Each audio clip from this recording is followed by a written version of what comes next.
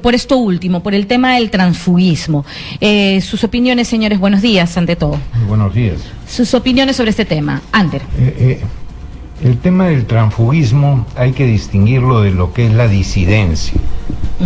Y si bien la línea de definición es muy tenue, de distinción de ambas instituciones, tenemos que pensar lo siguiente.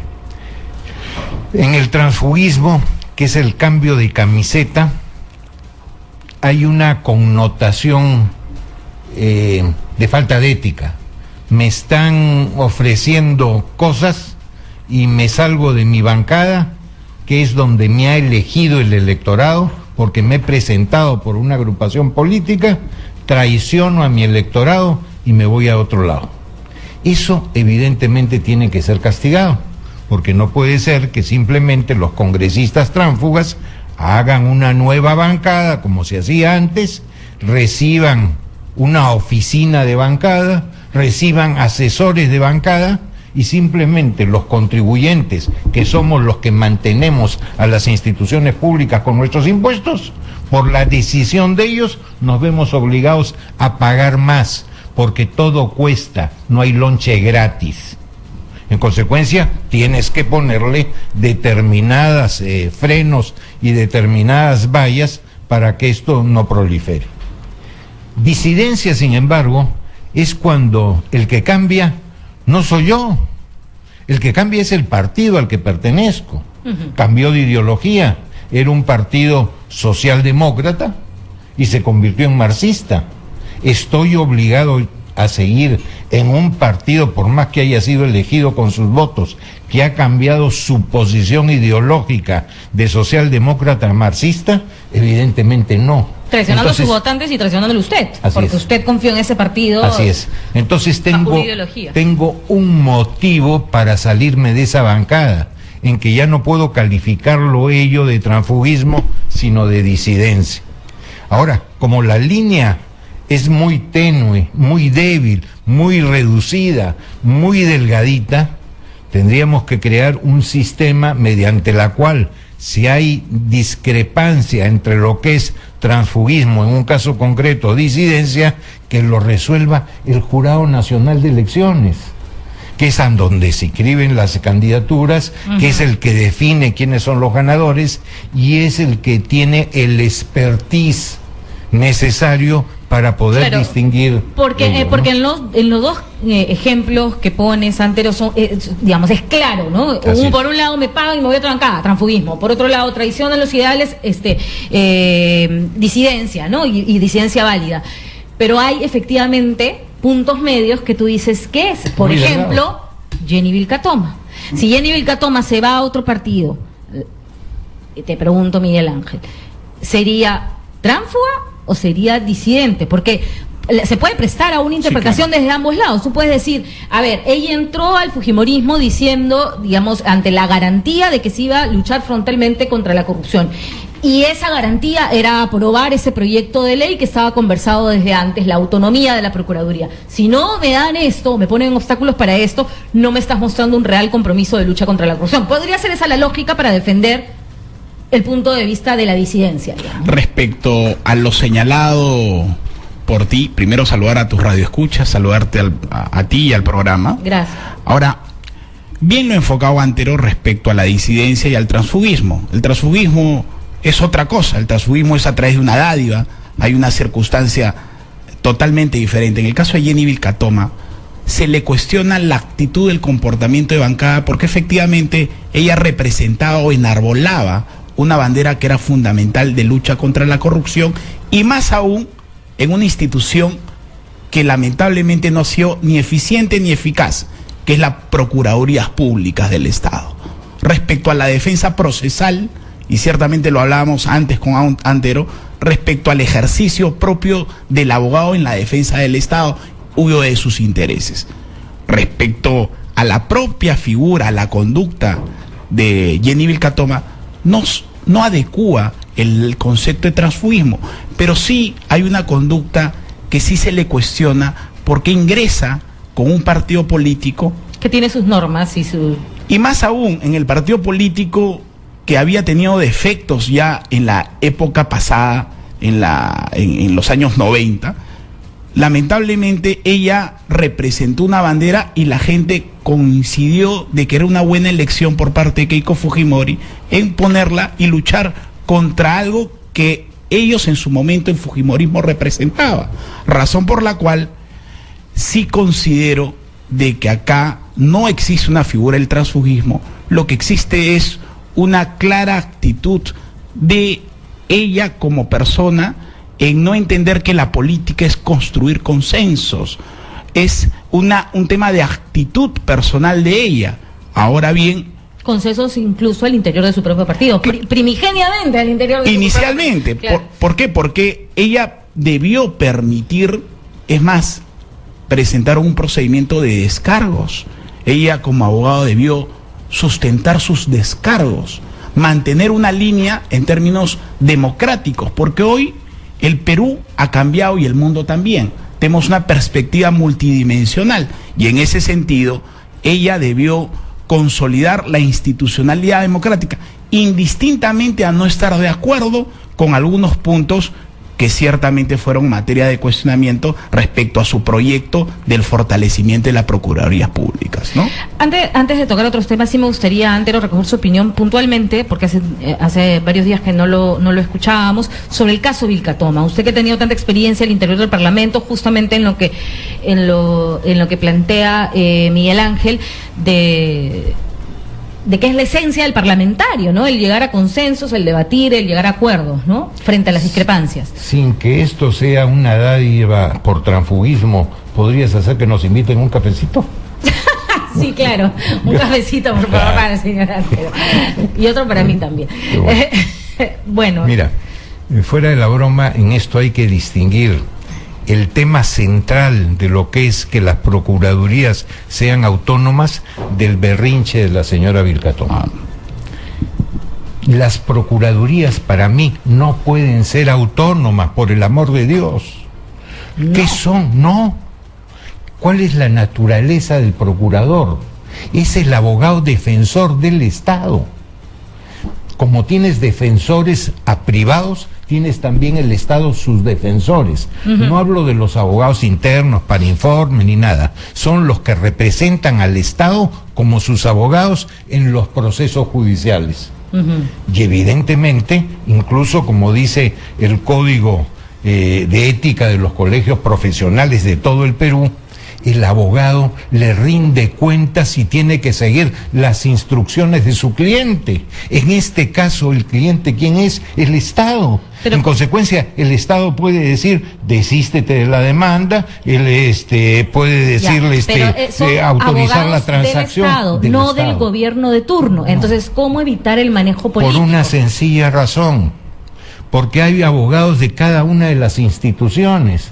Tú tienes el abogado del Congreso, depende del presidente del Congreso, igualito que el procurador del Ministerio de Agricultura, depende del ministro de Agricultura. ¿Y qué pasa si el corrupto del que el Estado se tiene que defender es justamente ese ministro de Agricultura? Sí, tendrá que nombrar otro, un sustituto. Hay formas. Yo sí, ahí sí discrepo con Antero respecto a que sí considero que el proyecto, la esencia del proyecto de la Procuraduría Pública del Estado y ahora a cargo de la doctora Julia Príncipe es correcto. El cuestionamiento era si estos deben ser elegidos por el Consejo Nacional de la Magistratura, que era el proyecto presentado por ella.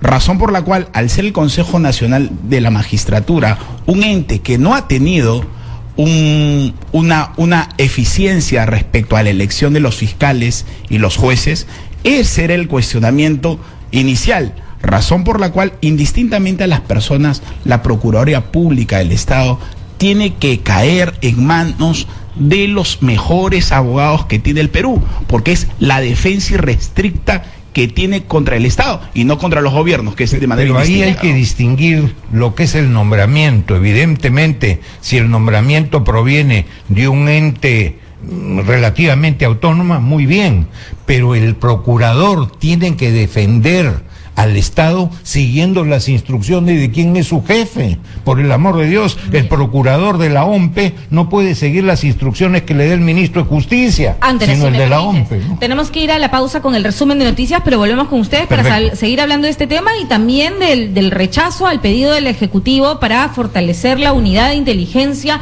financieras y las consecuencias que pueden traer esto. Vamos al resumen de noticias y volvemos con más.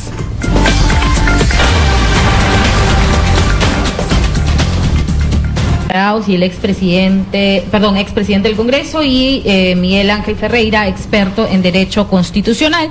Veníamos hablando sobre a propósito del tema Vilcatoma, sobre la necesidad o no de que haya una Procuraduría independiente. Pero hablando de las Procuradurías, yo quería preguntarle su opinión en torno a la dimisión, a la renuncia del abogado Héctor Gutiérrez Quispe a la Procuraduría del Ministerio de Defensa. Como ustedes recuerdan, el 16 de septiembre el propio ministro del sector lo presentó en reemplazo de la procuradora esta que fue parte del escándalo de la denuncia contra Panorama, ¿no? Luego a esta procuradora la reemplazó Héctor Gutiérrez Quispe, pero la reemplazó por apenas 5 días, porque ha presentado ya su renuncia. ¿Qué cosa se le cuestionaba a él? Haber defendido a Blanca Paredes, recluida hoy en día en el penal Piedras Gordas y a la red Orellana, o sea, vinculada a la red Orellana, y en ese sentido ir, digamos, litigando contra el Estado en una ocasión anterior, y ahora le toca defender al Estado. ¿No? Un poco ese era el cuestionamiento. ¿Qué opinan de este tema? La verdad, yo no veo motivo para que este doctor, que no lo conozco, haya renunciado. Todo el mundo tiene derecho a la defensa. La defensa es un derecho humano y todo derecho correlativamente se genera del otro lado obligaciones, la obligación de defender. El abogado defensor es defensor, inclusive defensor del que sea culpable, porque tendrá que buscar algunos elementos que sean atenuantes para que la pena no sea tan severa. Esa es la función del defensor. El defensor no es juez. El defensor no tiene que ver si eres culpable, si eres inocente, sino defender con las armas de la ley y actuando éticamente a tu defendido. En consecuencia, que el señor haya sido defensor de cualquier otra persona que después hayan sido declarados culpables, no lo hace de modo alguno impresentable. Usted es abogado, ¿no es cierto? Sí, claro. O sea, usted no tendría ningún problema en defender a alguien que se le acusa de ser de lavado de activos, por ejemplo. Ninguno, porque de repente no lo es. Puede ser acusado y puede ser inocente. Yo no soy juez y hay además constitucionalmente, discúlpame, Maribel, la presunción de inocencia. Sí, claro. Además que finalmente los abogados lo que buscan es defender que se le aplique la sanción justa, no necesariamente la inocencia. Así es, ni tampoco lo que pueden hacer un juez de la sanción muchísimo más severa, ¿no? Ahora, pero usted es político también, además abogado, y la presencia y el cuestionamiento mediático es todavía, eso, a mí no me va a engañar. Pero la presencia y el cuestionamiento tan fuerte para alguien que ha sido nombrado por un ministro de estreno, digamos, en ese sentido, ¿es válida la renuncia para, digamos, evitar la bulla en una gestión de estreno? Yo antes de venir lo escuchaba al doctor y realmente comparto en esta ocasión todos los argumentos señalados por Antero Flores Arauz. En razón a que efectivamente acá hay el ejercicio profesional te permite defender causas muchas veces injustas y mucha gente está procesada inclusive por lavado de activos y que muchos de ellos son inocentes y han sido utilizados y sobrepenalizados esos actos de alguna u otra forma y tipificados ilegalmente. Ahora bien, yo lo he escuchado, él ha puesto su cargo a disposición, ha renunciado ya y señala expresamente que efectivamente defendió hasta el año 2011 a la que era su amiga de su promoción, que era la señora Blanca Paredes, coincidentemente, razón por la cual a él no lo vinculan en un tema jurídico propio. No es que él haya sido acusado de ser parte de la red orellana. En su propio ejercicio, es más, los procuradores públicos, nosotros necesitamos a los mejores, que procesalmente sepan, que tengan la experiencia, que tengan el expertise. Que conozcan hasta las mañas del Bueno, no sé si sería tan bueno porque al final terminó preso. Pero bueno, ese es otro tema. Que permitan defender adecuadamente los intereses del Estado, ¿no? Miguel Ángel, si me permites, tenemos que hacer un alto un momentito porque tenemos información en vivo desde Ica. Nuestro corresponsal Marlon Vidal nos informa acerca de problemas. Hay protestas en la Universidad de San Luis Gonzaga. Marlon, te escuchamos. De Jenny Vilcatoma, del transfugismo, que veníamos conversando. Genuinamente alguien me escribe al Facebook y me pone, pero ¿qué pasa con el partido que tenía derecho, en este caso, pone por ejemplo al fujimorismo, a 73 curules, y que Jenny Vilcatoma se vaya donde quiera, pero me dejan en 72? ¿Dónde está mi derecho como partido? Plantea esta persona, ¿no? Es un derecho muy relativo, porque no hay ninguna norma que te diga que el disidente o el renunciante o el tránsfuga vaya a tener que ser sustituido por el accesitario y que el otro se vaya. Eso no existe. Entonces, si tú no tuviste las condiciones llegaríamos internas, a un punto en que no teníamos 130 congresistas sino 150, pues. Así es. Claro. O para que entre uno tiene que salir otro, así es. ¿no? Pero lo importante, ¿cuál es?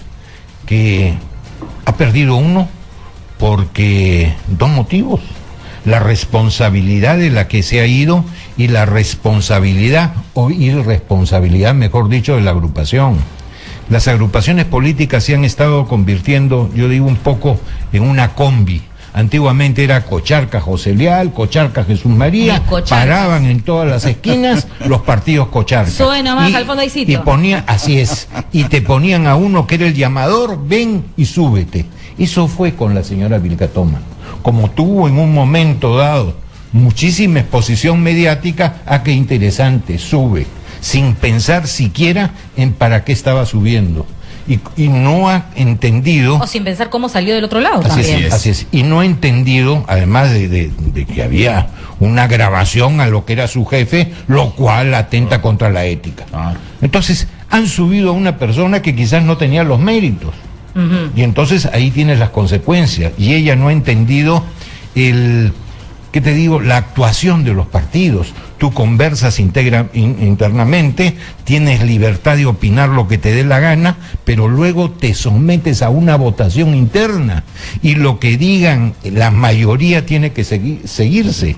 La regla es libertad antes de tomar la decisión, unidad después de ella, de tomada ella. Claro, a la señora le dio un berrinche. Los congresistas no pueden ser aves de paso de un partido, pero el partido tampoco puede ser pues casa de acogida de cualquiera. Entonces, por eso te decía que acá hay responsabilidades mutuas. Lo que sí considero, y totalmente en este caso, en ese extremo, comparto con Antero, respecto a que tiene que haber una reforma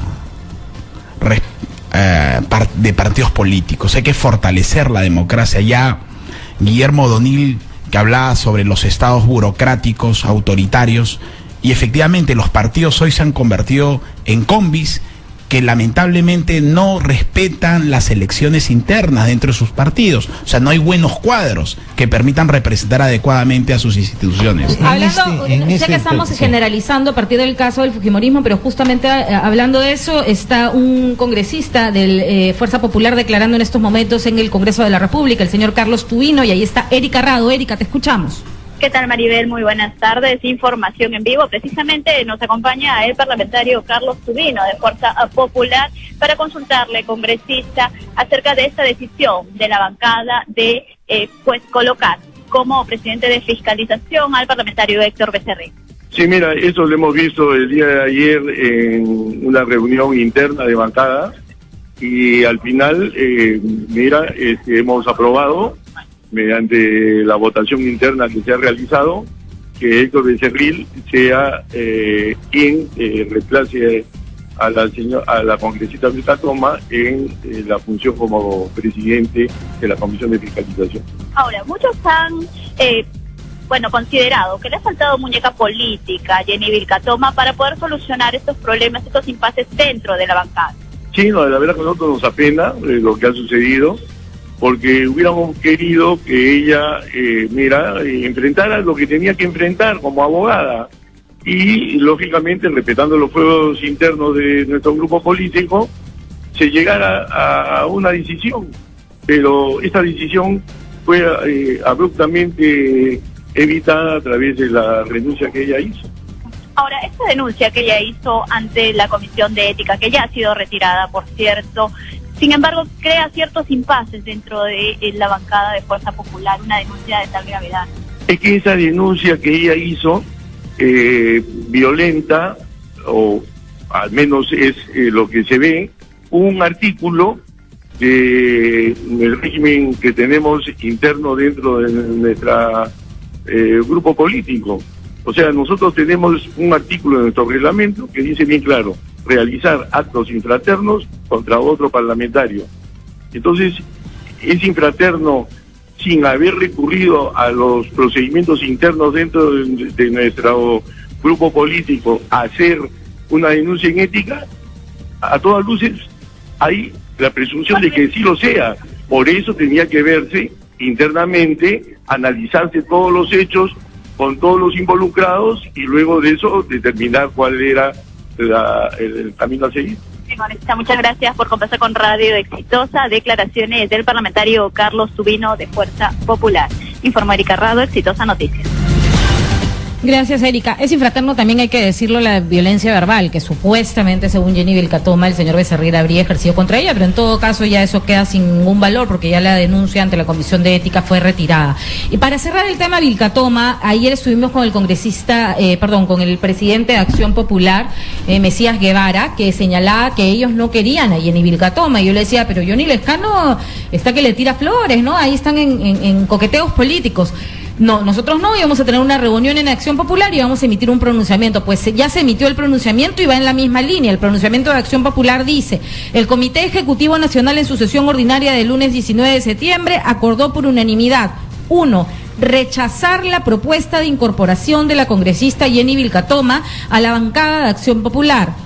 2. Solicitar a la bancada de congresistas de Acción Popular, a través de su vocero, el congresista Johnny Lescano, mantenga los niveles de decisión de la bancada Acción Populista en concordancia con el estatuto del partido y las autoridades de nuestra organización política. Lima, 20 de septiembre del 2016, firma Rafael Vázquez, ¿no?